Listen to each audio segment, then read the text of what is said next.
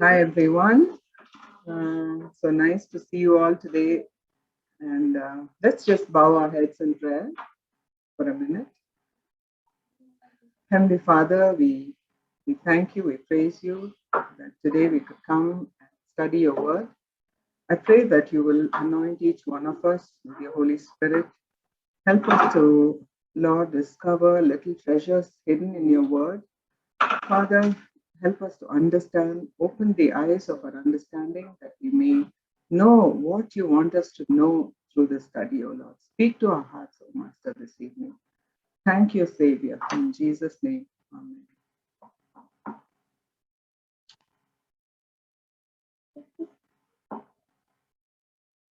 Okay, I want you all to unmute and talk to me, okay? So who is a prophet? What's the definition of the word prophet? The mouthpiece of God. Yes, very good. Mouthpiece of God. And how does God speak to these prophets? Yeah, you can unmute and talk. Yeah. How does God speak to these prophets?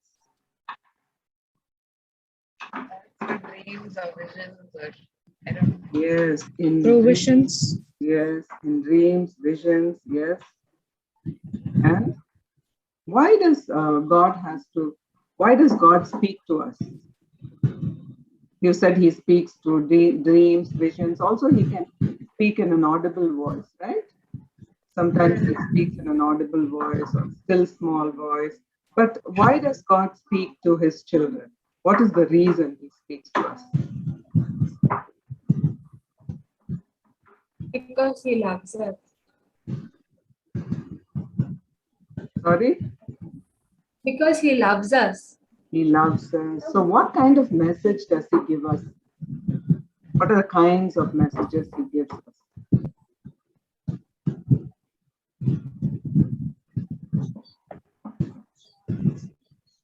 Why does God, why does he have to speak to us? Exhortation. He exhorts us. Yes, very good. A closer relationship. Yes, he wants a closer relationship with us. He talks to us. Yes.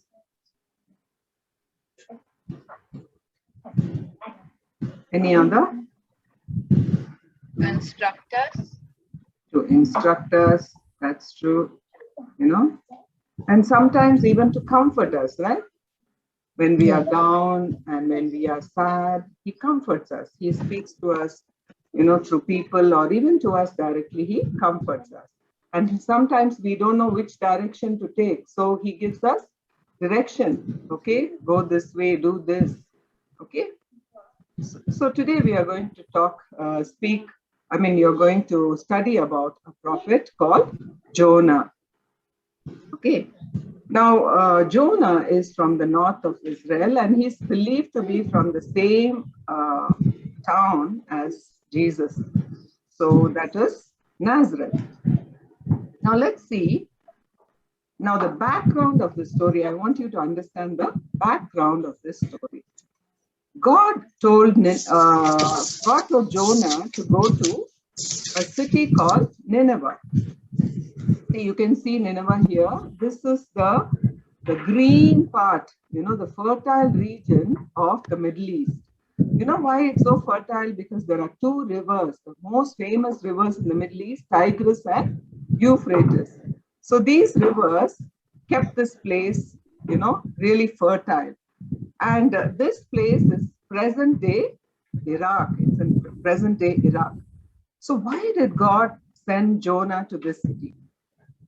Because this city, the people were full of wickedness, sheer wickedness. And Assyria was the most cruel and brutal nations.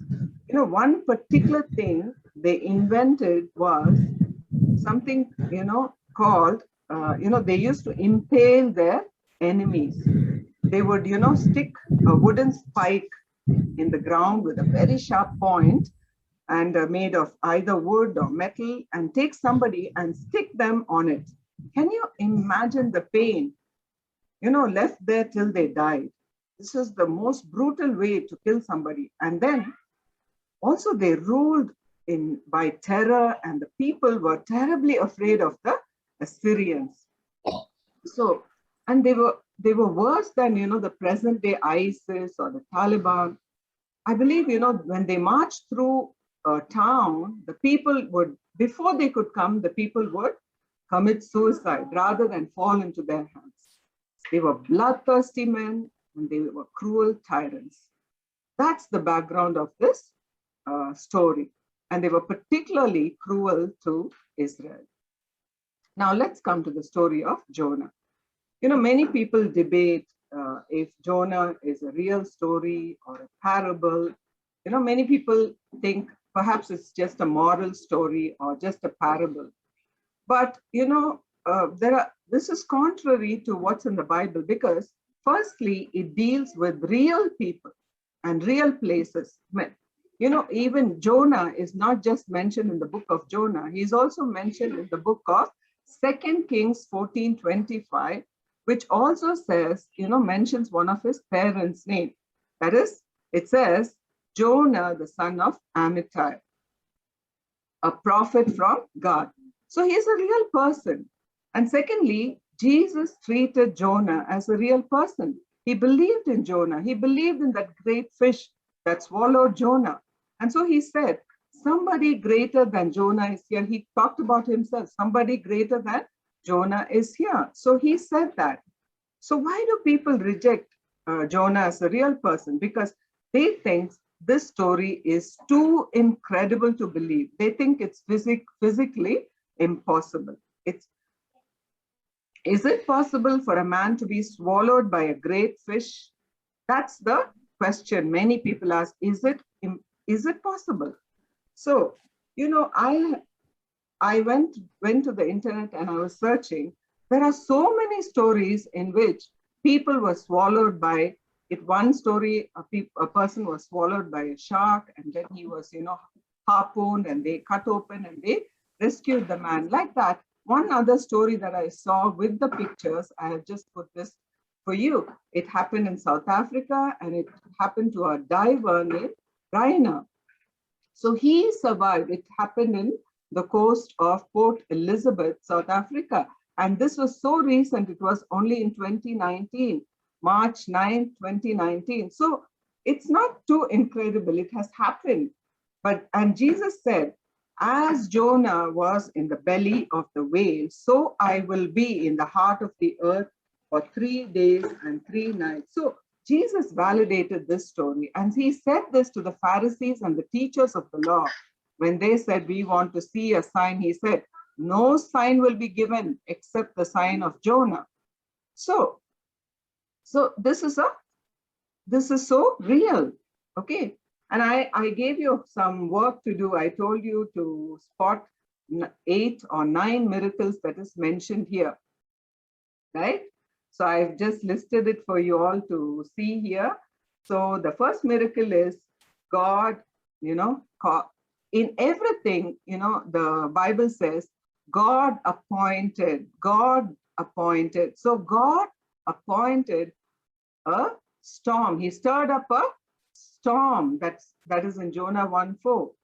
See, how can a storm just come like that? You know, they were just traveling, and just as Jonah boarded the ship and went in, and they were just sailing, and the storm appeared. So that's the first miracle. Second thing is the lot fell on Jonah. So when they were, debating who did it, they cast a lot, and the lot correctly fell on Jonah, that he was the one who was the cause of the storm. The third one is this: once they threw Jonah, the sea became calm. And the third thing is God appointed a fish and it swallowed. So that's the other miracle. And then the fish vomited him in the shores of Nineveh. Okay. And then overnight a vine grew. It just grew, and then the shade, you know, it gave him shade. And the next one is, you know, it's very easy to train an elephant or even any other animal, even a lion or a tiger. But you know, for the worm, God commanded a worm to go and eat up that vine in a day. So that's another miracle. And then God sent a scorching wind, and it, you know, he was so hot. And that moment, it's a Middle Eastern wind that will be so hot and dry. And then the greatest miracle was the entire city repented, it says. So those are some of the miracles that I just listed in this book. Okay, now Jesus spoke about, you know, this miracle, the last miracle, that is the entire city repented. In Jonah 3:6 it says. So Jesus spoke about this miracle. The people of, you know, when they did not repent, Jesus said, the people of Nineveh rose up in judgment, will rise up in judgment and condemn you, he said, condemn this generation.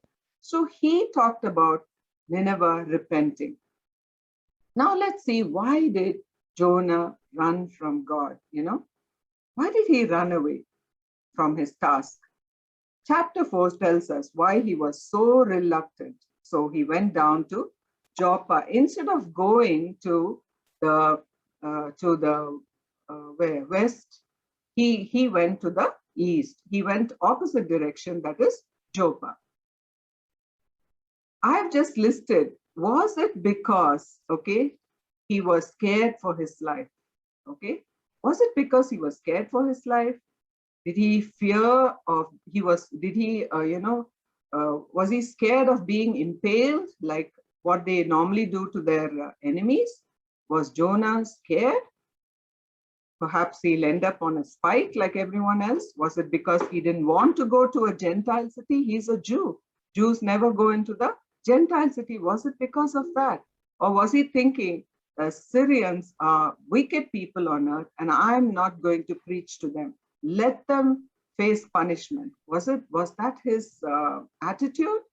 Let God punish them and let them perish because they were the biggest enemies of Israel. Was it all this? Was it this? Let's see what we can learn from this story. Let's see whether this is true or was there some other reason. All right. So God commanded Jonah to go to Nineveh. He went to Joppa, a seaport. You know, he bought a ticket. He was going towards Tarshish, heading in the opposite direction, I said, towards the, he had to go to the west, I think, right? Yeah. He had to go to the east, but he was traveling west towards Tarshish.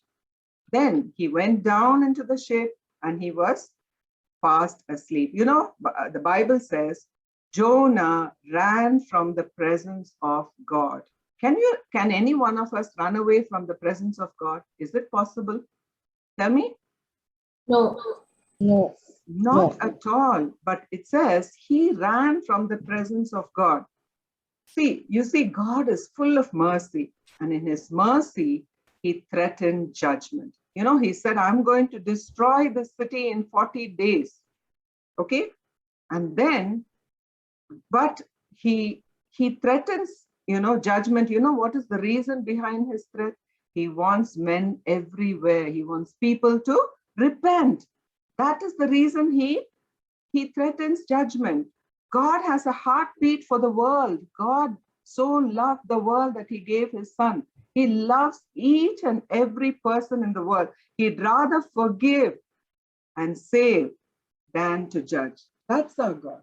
You know, otherwise none of us would have survived because he was merciful. God wants everyone to be saved. That's why we need to share the gospel. It is not because we want to convert anybody or anything. It is because we want to tell God is merciful and God loves you. And Jonah didn't understand one thing. Jonah's life was not his own to do as he would please. And your life and my life, it doesn't belong to us. We can't do whatever we want. How often, you know, we say, I don't want to go out of Bangalore. I don't want to go out of Chennai. I don't want to go out of India. I want to work here in this city. I'll miss my parents. I miss my friends. I don't want to do this. I just want to work here, or I want to work there. How often we don't even consult God about it. God, is it your will that I stay here, or is it your will that I should go somewhere else?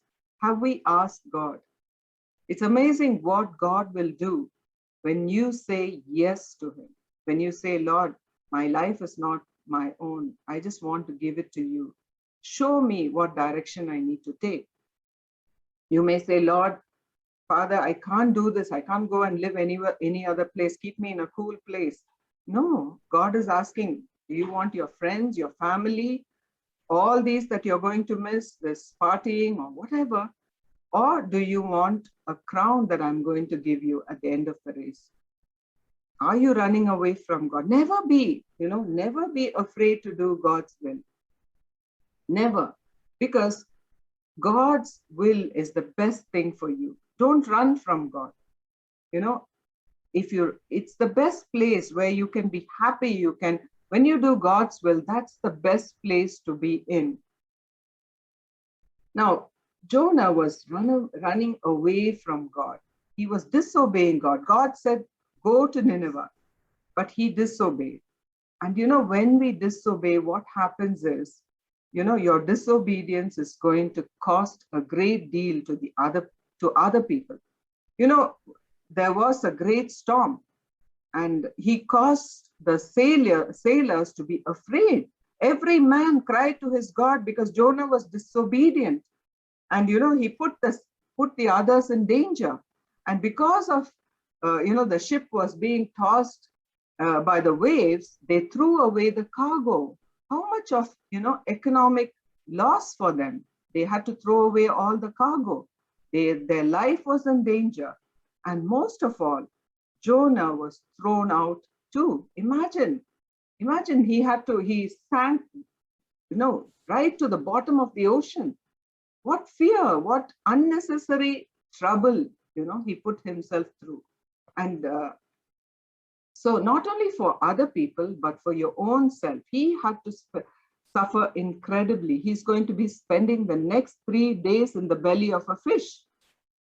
I listed all this because sometimes we don't realize our disobedience, the cost of our disobedience, the misery it's going to cost yourself and to people around us. So I listed, about 9 miracles, about 8 or 9 miracles. But the greatest miracle of all is the miracle of God's grace. How God's grace is so rich.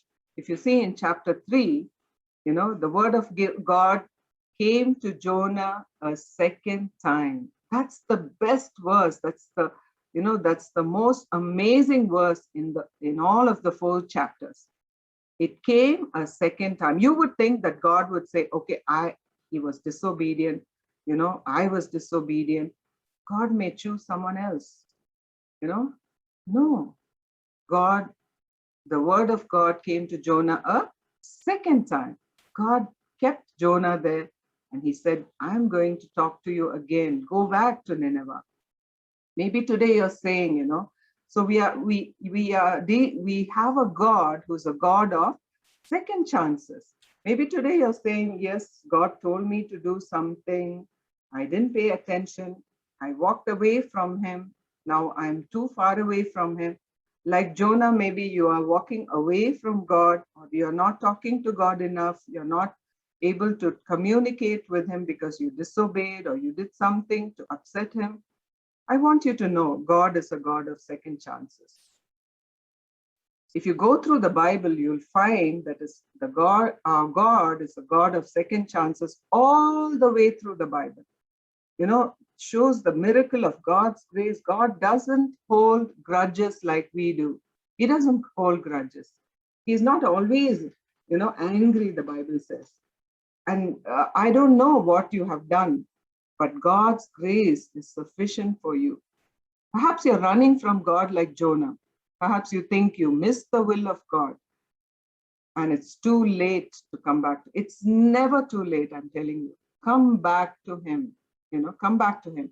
I just listed 2 other examples.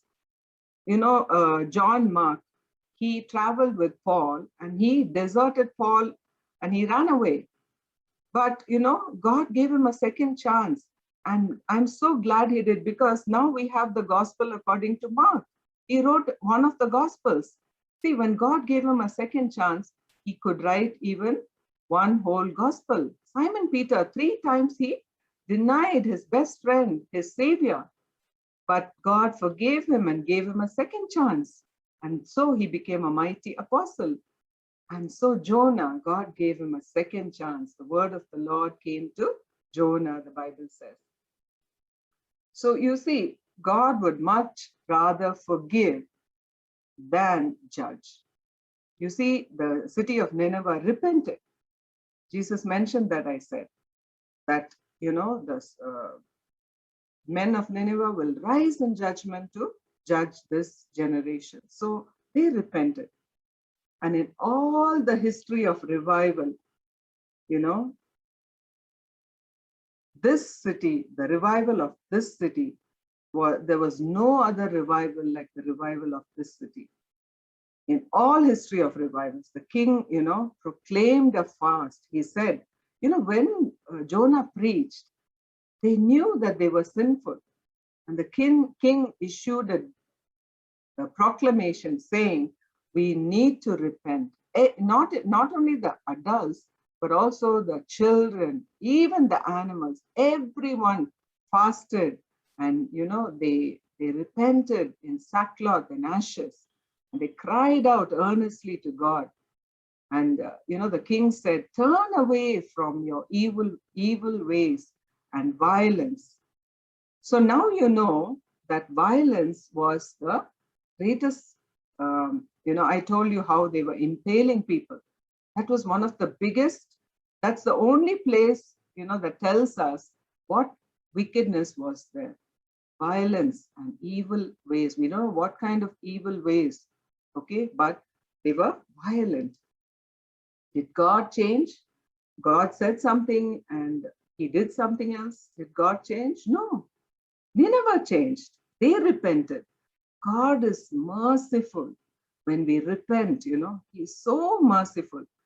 And if you think it's too late, I've done too much, I've done too many things that God, God can't forgive me. No, he can. God can forgive you. He forgave these wicked people. He can forgive us. He's a God of grace. So if you have failed, never mind, he will save you. Finally, how did Jonah respond? Jonah was really displeased and angry. Was God blessing the wrong people? Why was he angry? Oh Lord, he said, is it not this what I said when I was in my country? That's why I made haste to flee to Tarshish. He said, I know you, God. I know that you are, slow to anger. You're a gracious God, merciful God, slow to anger, abounding in steadfast love and relenting disaster. He said, I know you're so merciful. That's why I wanted to run away. See, now this is the real reason. I said perhaps he was afraid for his life. Nothing. He was not. All of that is all speculation. No, the real reason is he knew his God was merciful. And perhaps he thought God was blessing the wrong people. These people are, imagine now the Taliban, the present thing is everywhere, you hear the brutality of the Taliban. So imagine the whole of Kabul, the whole of Taliban repents. It's like that. It's too incredible. Okay. So Jonah, God loved Nineveh, but Jonah didn't. He thought they were exceedingly wicked. He was upset. He was so upset that God relented from disaster. And he said, God, I know you would be like that. And he was angry. Why? Now, supposing we, imagine you and I preached to these people in, the Taliban, and they all repent. Actually, or you even think that if Billy Graham is there and he preached and the whole city repented, how would Billy Graham feel? He would feel happy. I would feel happy if we preached and everybody repented. But Not so with Jonah. He was angry. And now Jonah is brooding. And, God, it says God appointed a vine to grow and give Jonah some shade. He was sitting in the Middle East, so hot. And a vine grew over his head. And the sun was scorching him. And the next thing is God commanded a worm to eat away that vine. And Jonah was so angry. He said, he was so angry. He said, I'm angry enough to die. How he's angry that the worm ate the plant. Okay. First, he was angry that God relented. Secondly, he's angry because this vine is dead. The worm has eaten the vine. And how often when we are angry, we do unreasonable, irrational things. Small things can trigger. And we say things that, we become so mean. And, we become so unreasonable, irrational and mean. And so God asked, do you have the right to be angry? Yes, Lord, I'm angry enough to die, he said. You're angry that the vine, that you did not tend, you did not plant, you did not grow, you did not make it grow. And that plant died and you are angry. But he said, Nineveh has more than 120,000 people. What right do you have, Jonah, to be angry? I am concerned for all these 120,000 people there who don't know the difference between the right hand and the left. Should I not be concerned about them? Jonah, you're upset for little things like a vine. Why? I have pity on these people and you're upset about it. God is a God who pursues us. He doesn't give up on us. We may have done anything. He's not going to give up on us. He's coming. He pursues us. He comes behind us. He keeps on, his mercy, his grace is with us. And he keeps on telling us, don't do this. Come after me. Repent. What is that is keeping you from doing what God wants you to do? What is God asking you to give up? How often we are interested in the most unimportant things in life. We are more concerned about, like how Jonah was concerned about the vine. We are concerned about little things like, maybe even now we are thinking, what should I do after this? Or what should I wear for that occasion? Or, some silly things. We are more interested, what movie to watch, how much money to make, how to do this, how to do that. What should I buy with this money, or how do I get money to buy this? All these unimportant things, we spend most of the time thinking about it rather than thinking about the important things. How are we asking God to direct our lives? Is God warning you? He's actually appealing to us to repent. Are we listening to those directions? Is God trying to redirect our lives? Do we know the heartbeat of God? Can we understand God wants us more than anything? Jonah said, I know, Lord, these are the things that you're going to do. Why did you let them off the hook? Okay, he was sitting there thinking maybe God will destroy them, but God had mercy on them because they repented. He thought they were very bad people. Sometimes we think, bad people need to be punished. If you give them, if they repent, we say, when God is merciful, we think, oh, they become worse. They're not going to repent. They'll take God's mercy for granted. So all these are the things, but God is so merciful, and God has a plan, like how God had Jonah. God had a plan for Jonah. He said, because this one man went there, the whole city was saved, children, animals. God saved an entire city. And how often we don't realize God has a wonderful plan for each one of us. And that plan and purpose See, you know, God didn't send you to this world randomly. Each of you has a plan. God has a plan and a purpose for your life. He's already designed you to become something. Okay, he has an assignment for you that you alone can accomplish. No one else. I can't do what Sittu can do. You know, only Sittu can do what she can do, because God has shaped her and molded her, and he's training her for that. And so we must understand God has a plan and purpose. You're not randomly sitting here, you know, because the universe is here or whatnot. God, the creator who put you in your mother's womb, he has an assignment that you alone can accomplish. Have you asked God to guide you into his will? Or are you just walking away from him? Or you're just walking in a way that pleases yourself? Or if you come back to him, he will readily forgive and show you the path to your life. All you have to do is say, yes, Lord. And that will take you into amazing places, amazing paths that you cannot accomplish on your own. It'll be so too amazing. That is the plan that God has. It's a grand plan and a grand purpose that none of us can even conceive in our mind. So let's bow our heads in prayer. Father, we thank you, God, that you taught us this story, because you recorded this story to teach us this lesson, oh God, that each one of us has something to do in this world, oh Father. Lord, if we have been away from you, if we have done things to hurt you, or Lord, have walked away from you, oh Father, forgive us. We want to come back to you, oh God. We want you to take the reins of our life, oh Father, and direct us in the path that we need to go, Father. We don't know, Lord.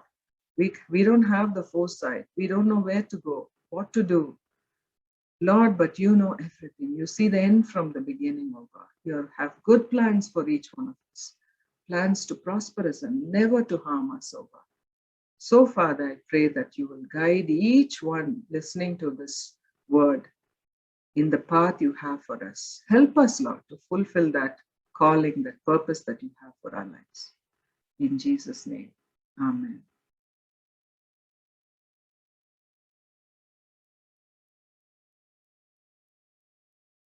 Okay. So,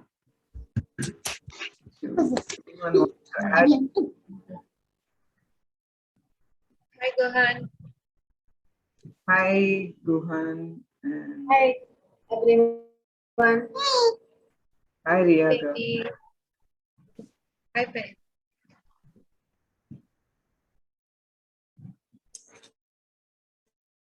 So, does anyone have anything to say or to add to what I just told you? I wanted to ask, was Jonah a good man? Yes.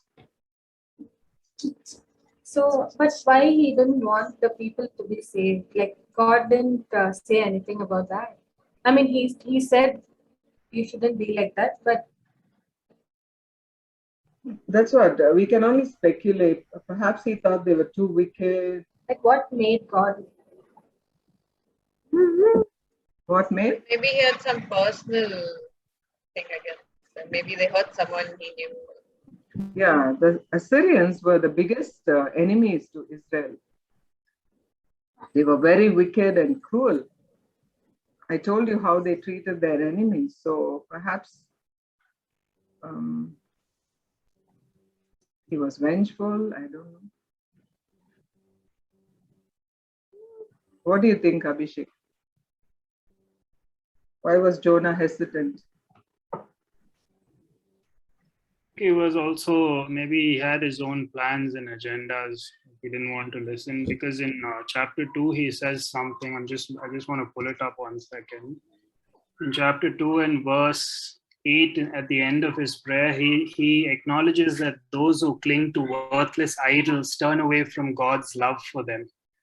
So I guess the idol in his life was himself. Like, he had his own agendas, and got his priorities wrong. He didn't even wrestle with God. When God gave him the instructions, he didn't even go back and forth. He just decided to up and leave. He went somewhere in the Yes. opposite direction. Correct.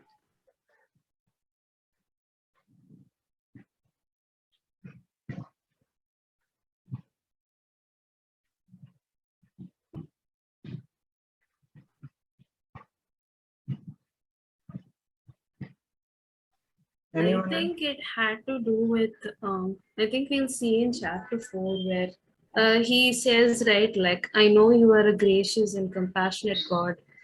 So he knew that God would eventually forgive them. So I think Yes. that's why he was reluctant to go. Yes.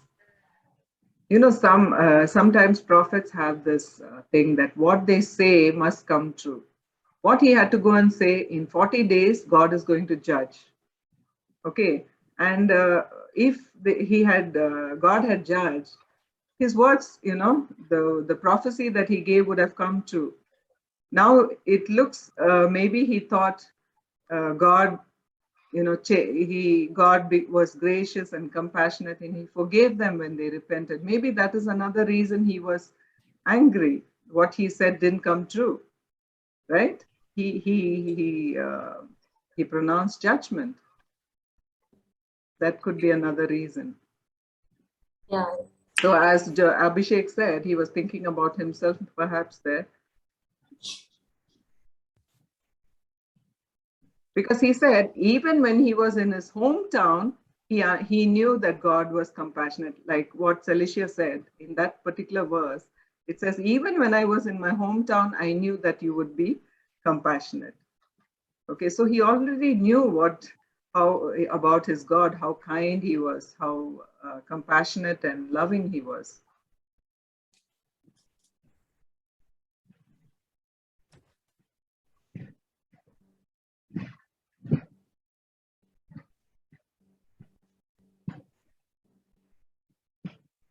What are the observations you made through this?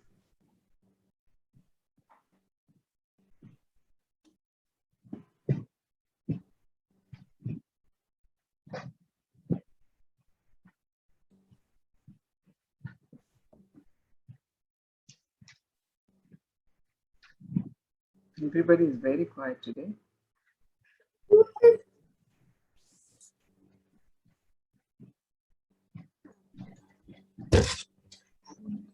Rachel, Guhan, Ria, Amulya, Sanju.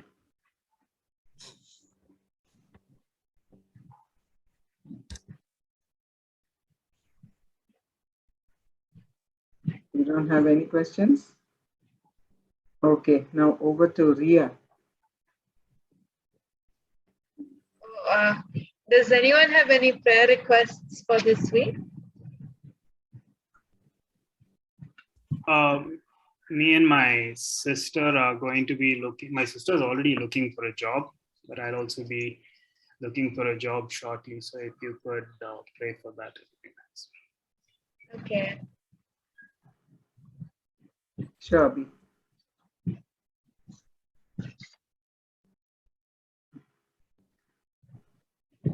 Sittu and Ria are doing exams. Celicia also? Celicia, yeah. Okay. Yes. So Yeah. all of you for your exams.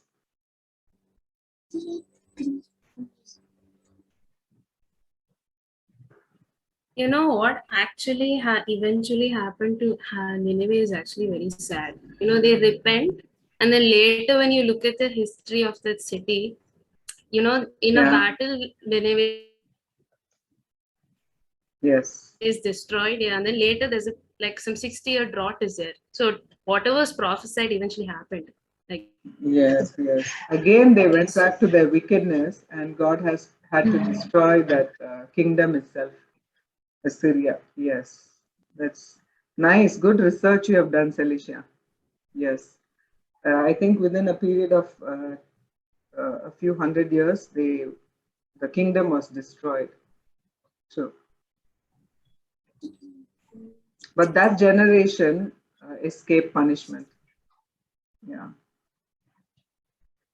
But why did the cows and all the other animals have to fast? Right?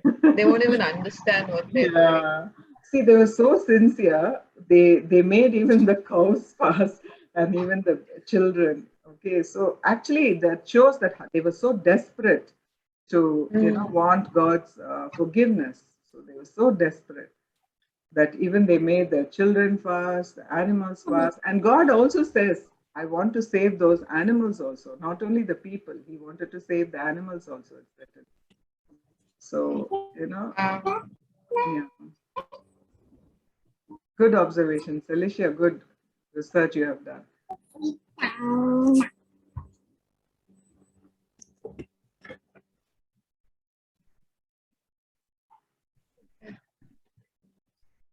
So actually, next week we are not in town, so we will just take a break.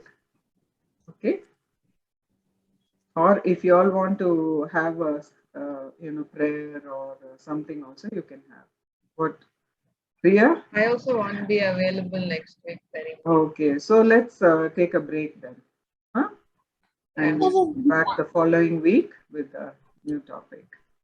Okay, if anyone wants to know about something or a topic you want me to teach, also you can message me or message in the group. Okay, any topic you want, I can do that. All right. Okay. Yeah. Thank you so much, Karina. Yeah. So nice to Thank see you, you all. Auntie. So all the best for all those. You're welcome, Sanju, who are doing their exams, and to Abhishek and his sister. May the Lord bless you all in whatever you put your hand to. Okay. So. Thank you. So we'll see you all the following week, not next week. Okay. Okay. Yeah. Thank you. Bye Thank bye. you, Auntie. You're welcome. Thank you. Bye. Bye bye. Bye, Auntie. Bye, everyone.